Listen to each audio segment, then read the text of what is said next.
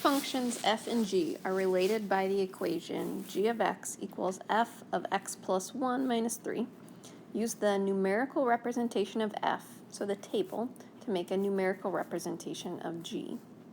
So let's think about the information that's coming in this function. F of x plus 1 minus 3 is telling us about two different types of transformations that have happened. When we have values on the outside like this is telling us about shifts either up or down. A positive number shifts up and a negative number shifts down. So this is telling us that our function g has been shifted, our f function has been shifted down 3 units. And on the inside, this does our left and our right shifts. So it feels a little bit backwards. A plus of a value shifts us to the left, a minus shifts us to the right. So this means left 1. So we want to imagine these points on the function f and imagine shifting them left 1 and down 3. I find that sometimes a picture is the easiest way to get a feel for what's happening with these various points as we're taking a look at this. So let's plot a few of these points to see if we can establish a pattern.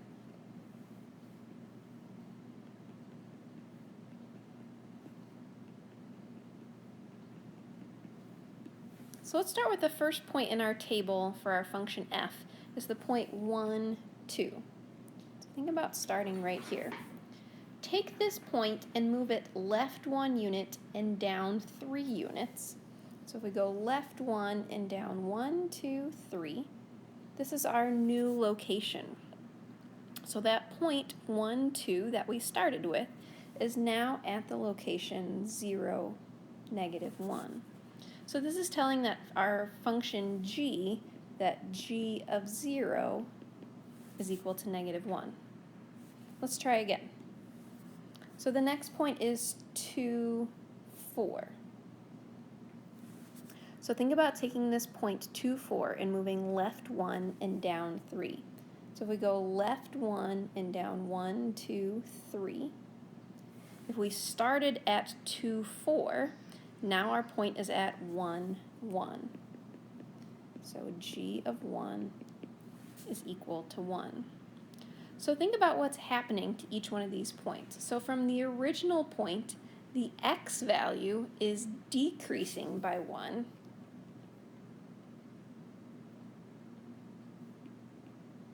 And the y value decreased by 3. So 1, 2, the 1 decreased by 1 to 0, the 2 decreased to negative 1. From 2, 4, 2 decreased by 1, and 4 decreased by 3 to become 1. So let's think about one more point here and then see if we can just fill in our table using this pattern. So 3, 3 is a starting point on our function f. So it's going to go left 1 and 1, 2, 3 down. So we're now at 2, 0. So g of 2 is equal to 0. So as we start to think about filling in our table for our function g, think about taking each one of these points in your table for f, decreasing the x by 1 and decreasing the y by 3. So think about taking away 1 and taking away 3. Take away 1, take away 3.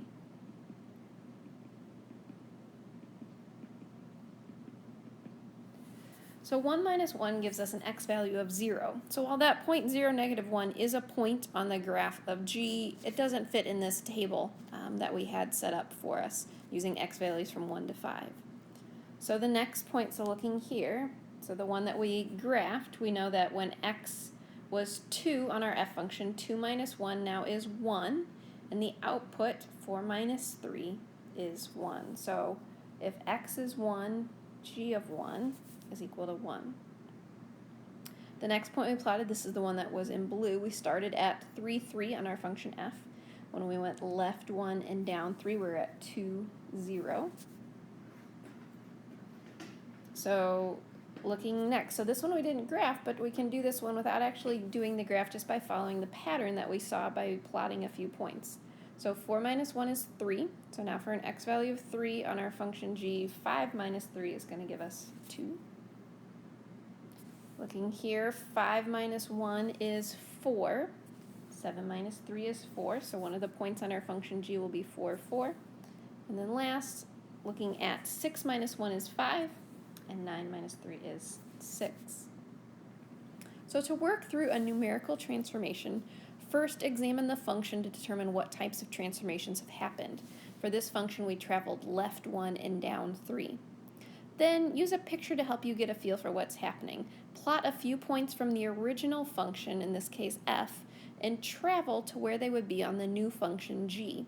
Look for a pattern of what's happening to the x values and what's happening to the y values, and then look back to the table so that you can come up with your numerical transformation to fill in the new table for our function g.